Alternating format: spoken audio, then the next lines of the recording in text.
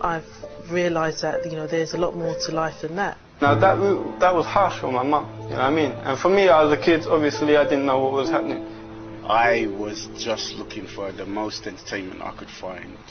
You know, you're young, you know, you want anything to do with hype, anything to do with entertainment, anything to do with excitement. My dad got HIV, and then basically my mum kept on telling me and my sister, like, preparing us that our dad was going to die. I actually, in fact, went to New York looking for it, and it was just a surprise that I came across something totally different. And when I got to 15, I found out that my mum had cancer. When I adopted the concept of Islam, I understood that this myth called freedom did not exist, because we were affected by the social construct of society and the social construct of the influentials. Now, in essence, also the concept of freedom was like, how do I know the implications of my actions on the rest of humanity? Within 6 months or something, she passed away. So, because of these things that happened to me at a young age, it kind of set the view I had on life. And that's why when I did adopt the basis of Islam, that concept had to go. Because now it wasn't freedom, it was the pleasure of my Creator. I was an innocent kid before, hidden, kept away from all the bad things, because my mum brought me up quite well in that respect, yeah?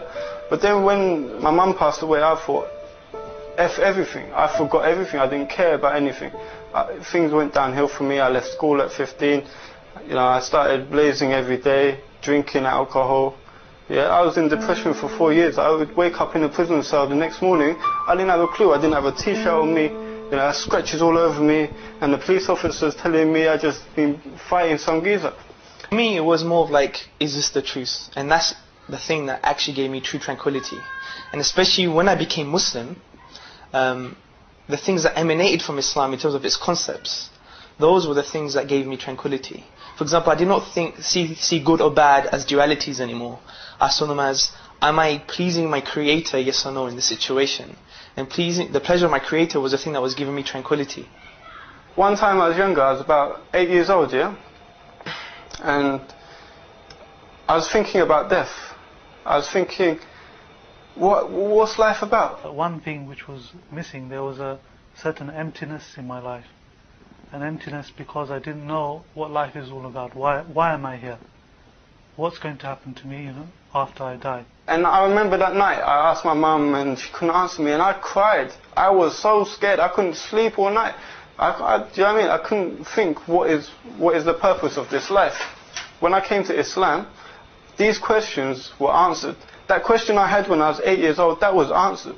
Once I adopted the basis of Islam, and once I understood that Islam was the correct basis to have, then my whole psychological disposition changed. I'm not going to sit there and meditate and just have an altered state of consciousness, because that's fruitless.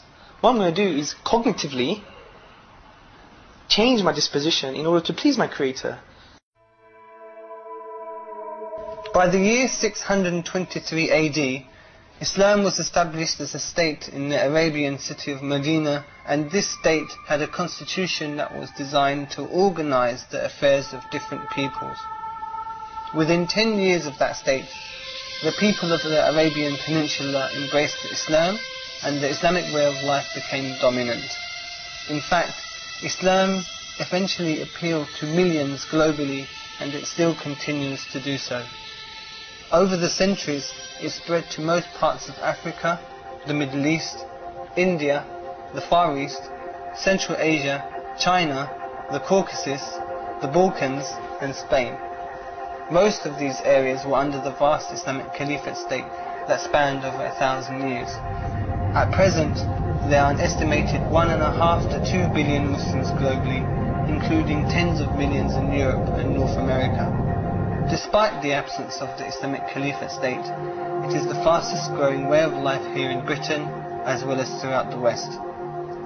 Once implemented in society, Islam achieved prosperity through trade, and scientific discoveries were made in the many fields such as science, architecture, mathematics, astronomy and medicine. It is obviously beyond the scope of this short documentary to discuss these discoveries in great details. However, These facts are well documented even by Western academics. When I was a Christian, I had certain doubts and questions in my mind. And one of those was the role of prophets.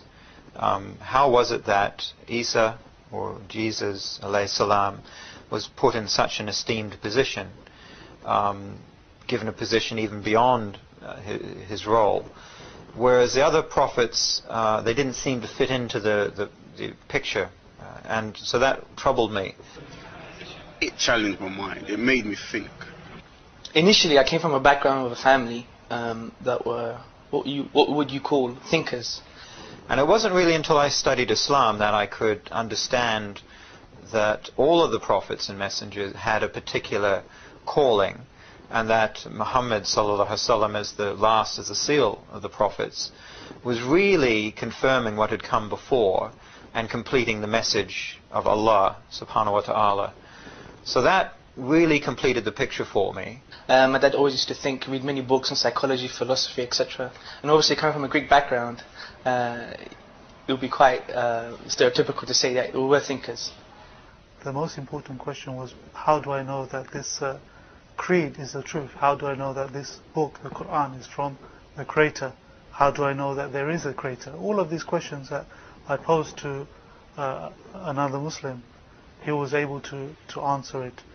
So in essence, when you look at the whole universe and you look at all matter around you, I noticed that something was similar. All other beliefs, creeds, religions, they ask their followers to follow blindly, not to question. They're unable to give evidence which satisfies a thinking person.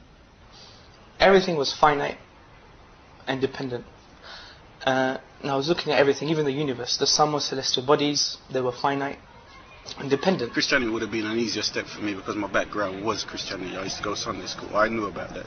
But Islam, what attracted me to Islam, and which is superior in my belief, is that here it's calling me to the worship of the Creator.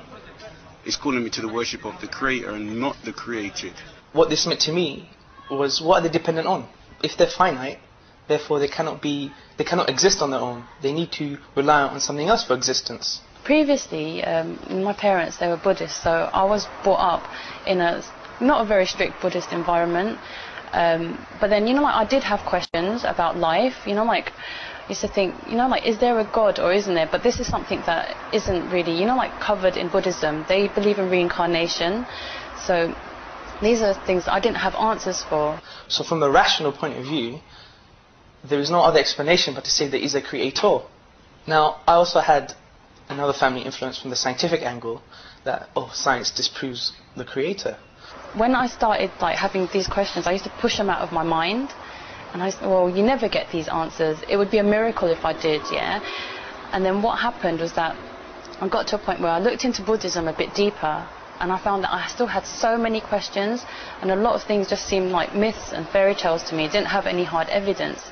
So I thought, with this thing, what am I going to do? What's going to happen to me when I die?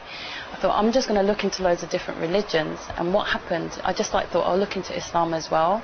And surprisingly, it really shocked me. I found that Islam had the answers to these questions that I just dismissed for so long. But then I said to myself, fine, we have to understand what is science. It's a method of study. Scientists, they'll look at gravity and they wouldn't care why it's there. They want to see how it affects the relationship with the other bodies in the universe. And I took the understanding that I'm not going to attach myself to any belief because I can't tell that they're true.